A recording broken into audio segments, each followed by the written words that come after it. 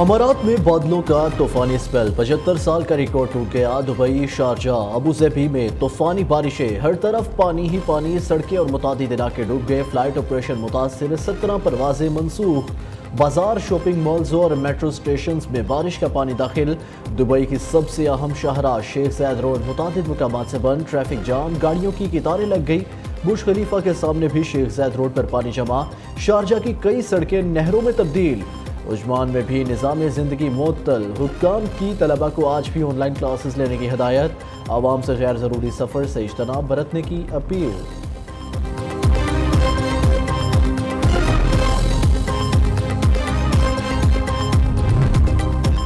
پاکستان اور بھارت مسائل کا حل مذاکرات سے تلاش کرے۔ ترجمان امریکی محکمہ خارجہ کی پریس کانفرنس۔ میتھیو ملر کا مودی سے متعلق سوال کا جواب دینے سے انکار، کہا بھارت کے خلاف پابندیوں پر بات نہیں کریں گے۔ پاک IMF معاہدے کا خیر مقدم کرتے ہیں۔ پاکستان اپنی معیشت کو مستحکم کرنے کے لیے اقدامات کر رہا ہے۔ پاکستان کی معاشی کامیابی کے لیے حمایت جاری رہے گی۔ قرض سنبھالنے کی کوششوں کے حامی ہے۔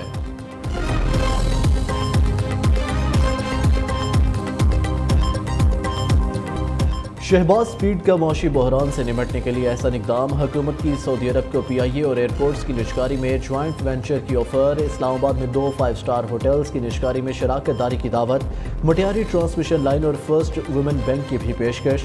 سعودی وفد نے خصوصی سرمایہ کاری سہولت کونسل کے قیام کو خوش آئند قرار دیا۔ سعودی وزیر خارجہ کی اپیکس کمیٹی اجلاس میں شرکت۔ Army chief general Asim Munir بھی موجود تھے۔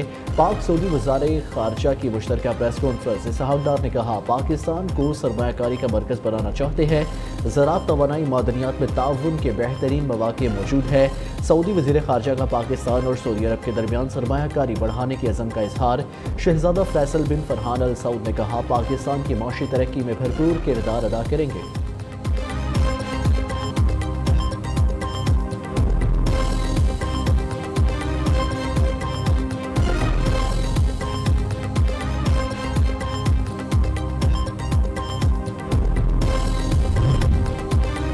پورا پاکستان سعودی ولی عہد کے دورے کا منتظر ہے۔ SIFC کی اپیکس کمیٹی کے تحت سرمایہ کاری کے مواقع بڑھیں گے۔ وزیر اعظم شہباز شریف کا سعودی وفد کو دیے گئے عشائیے سے خطاب، کہا سعودی وفد کا دورہ دو طرفہ تعلقات کو آگے بڑھانے کے لیے اہم ہے۔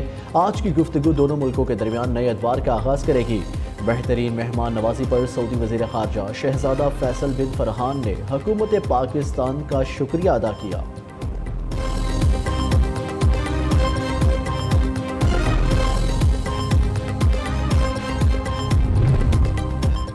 Army chief general Syed Asim Munir سے سعودی وفد کی وزیر خارجہ فیصل بن فرحان کی سربراہی میں ملاقات۔ مختلف شعبوں میں دو طرفہ تعاون، باہمی مفادات سمیت اہم امور پر بات چیت کی گئی۔ آرمی چیف نے پاکستان اور سعودی عرب کی مثالی تعلقات کو سراہا۔ جنرل عاصم منیر نے سعودی وفد کو ہر ممکن تعاون کی یقین دہانی کرائی۔ سعودی وزیر خارجہ نے مختلف شعبوں میں تعاون کو مزید وسعت دینے پر زور دیا۔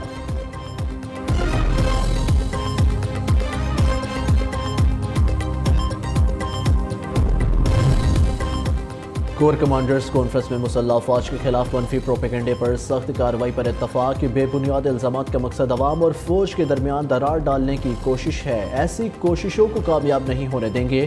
آرمی چیف کی دہشت گردوں کو کسی بھی جگہ سے فعال نہ ہونے دینے کی ہدایت۔ جنرل سید عاصم منیر نے کہا مسلح افواج پاکستان سے دہشت گردی کو مستقل ختم کرنے کے لیے پرعزم ہے۔ قانون نافذ کرنے والے اداروں کو پوری قوم کی حمایت حاصل ہے۔ آپریشنل تیاری اور مورال کے اعلیٰ ترین معیار کو یقینی بنائیں۔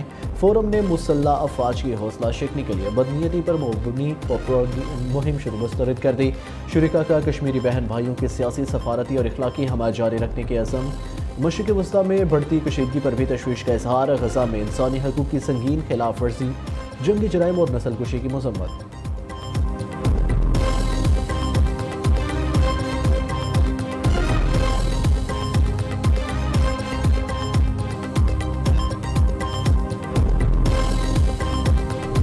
We have talked about this subject bilaterally, and I think it is a time that this genocide must end, because 33,000 killings of of Muslim brothers and sisters and small innocent children, this is far too much, and the world conscious must wake up. I think we both agree that what we need is immediate an unconditional ceasefire to take place.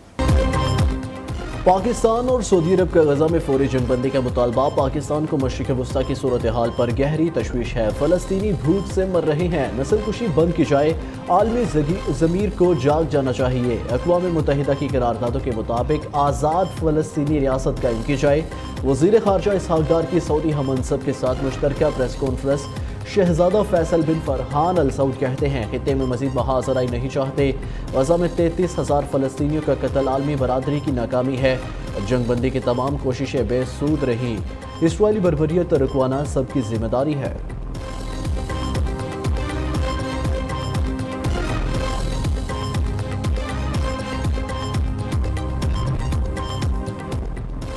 I am F کی پاکستانی معیشت میں بہتری کی پیش گوئی۔ معاشی شرح نمو رواں برس 2%، اگلے سال 3.5% تک جانے کا امکان۔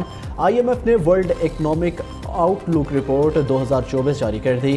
رواں سال مہنگائی 24.8% رہے گی۔ اگلے مالی سال مہنگائی میں 12.1% نمایاں کمی متوقع ہے۔ رواں سال بے روزگاری 8%، اگلے سال 7.5% رہنے کا امکان ہے۔ وزیر خزانہ محمد اورنگزیب کی انٹرنیشنل فائنانس کارپوریشن کی علاقائی نائب صدر ہیلا سے ملاقات۔ ٹیکسیشن، توانائی اور نجکاری کے شعبوں میں جاری اصلاحات سے متعلق آگاہ کیا۔ اعلامیے کے مطابق پاکستان ترسیلات زر کے فروغ، کانکنی ایئرپورٹس کے صنعت کار میں اضافہ کرے گا۔ ترجیحی شعبوں میں آئی ایف سی کے ساتھ مل کر کام کرنے کے عزم کا اظہار۔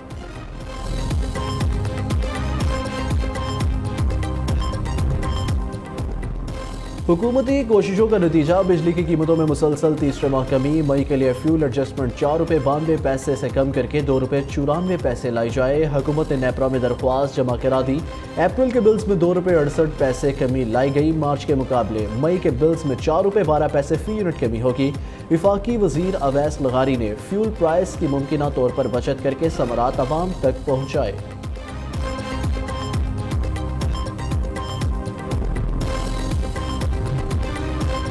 لاہور میں سستی روٹی مل رہی ہے یا نہیں؟ وزیر اعلیٰ پنجاب اور قائد نون لیگ نواز شریف عوام میں پہنچ گئے، سستی روٹی کی قیمت معلوم کی اور ریٹ لسٹ کا جائزہ لیا۔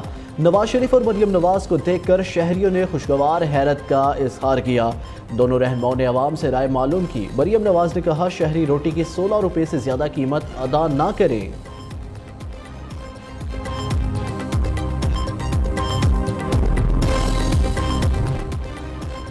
پی ٹی آئی کی مولانا فضل الرحمان کو تحفظات دور کرنے کی یقین دہانی۔ اسد کیسر کا مولانا فضل الرحمان سے ٹیلی فونک رابطہ، موجودہ سیاسی صورتحال سمیت اہم امور پر تبادلہ خیال۔ سربراہ جے یو آئی نے شکوہ کیا، کہا کچھ تحفظات ہیں انہیں دور کیا جائے۔ اسد کیسر نے کہا بیرون ملک سے واپسی پر تحفظات کو دور کرنے کے لیے لاہ عمل بنائیں گے۔ اپوزیشن لیڈر عمر ایوب کا آئندہ 15 روز بعد پیٹرول کی قیمت پھر بڑھنے کا دعویٰ۔ شہباز حکومت عوام کو کوئی ریلیف نہیں دے گی۔ جنرل باجوہ نے اپریل 2019 میں کہا کہ حکومت گرائیں، بانی پی ٹی آئی قومی یکجہتی کی علامت ہے، دیوار سے نہ لگایا جائے۔ عمر ایوب کی پریس کانفرنس۔ بیرسٹر گوہر نے کہا ملک میں 2 قانون نہیں چل سکتے، سب کے لیے قانون برابر ہونا چاہیے۔ بانی پی ٹی آئی نے بہاول نگر واقعے کی شدید مذمت کی۔ بانی چیئرمین رواں بغیر کسی ڈیل کے رہا ہوں گے۔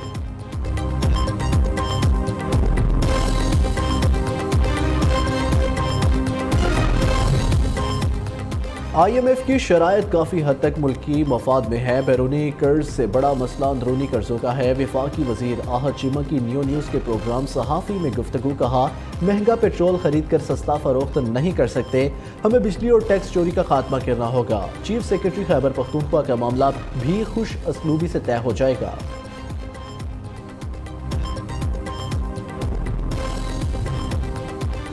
سندھ میں گورنر کی تعیناتی کے لیے وفاقی وزیر داخلہ سرگرم۔ گورنر سندھ کے لیے جسٹس ریٹائرڈ مقبول باقر کا نام پیش کر دیا۔ محسن نقوی نے مقتدر حلقوں سے رابطے تیز کر دیے۔ مقبول باقر کے نام پر پیپلز پارٹی نے تحفظات کا اظہار کر دیا۔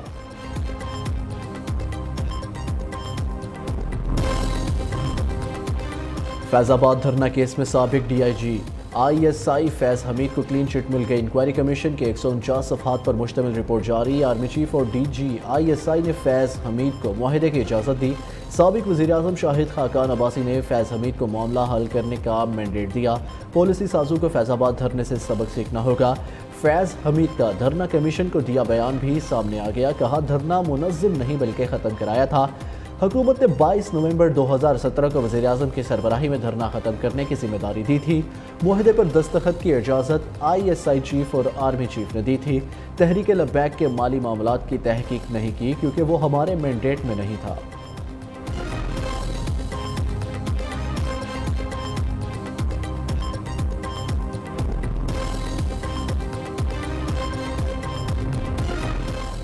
کراچی کے درخشاں تھانے میں ملزم کی ہلاکت طبعی نہیں تشدد کے باعث ہوئی. پوسٹ مارٹم رپورٹ منظر عام پر آ گئی. ہلاک مویز کے جسم پر تشدد کے کئی نشانات پائے گئے.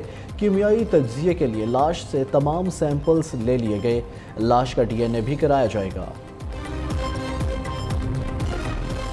ملت ایکسپریس میں پولیس اہلکار کا خاتون پر تشدد. پوسٹ مارٹم رپورٹ کے مطابق خاتون کی موت ٹرین سے گرنے کی وجہ سے ہوئی. ہلاکت ہڈیاں ٹوٹنے اور زیادہ خون بہہ جانے سے ہوئی. جسم پر زخموں کے 5 نشانات پائے گئے. پوسٹ مارٹم رپورٹ اور دیگر شواہد تحقیقاتی ٹیم کو پہنچا دیے گئے.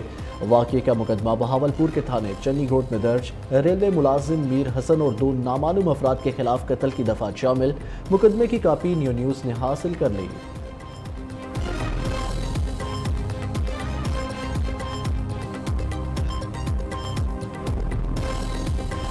روسی صدر ولادیمیر پوٹن کی ایرانی ہم منصب ابراہیم رئیسی سے ٹیلی فونک رابطہ. مشرق وسطیٰ کی صورتحال. دمشق میں ایرانی سفارتی مشن پر اسرائیل فضائی حملے پر تبادلہ خیال. ایران کے جوابی اقدامات پر بھی تفصیلی بات چیت کی گئی. ولادیمیر پوٹن کی فریقین سے تحمل کا مظاہرہ کرنے کی اپیل.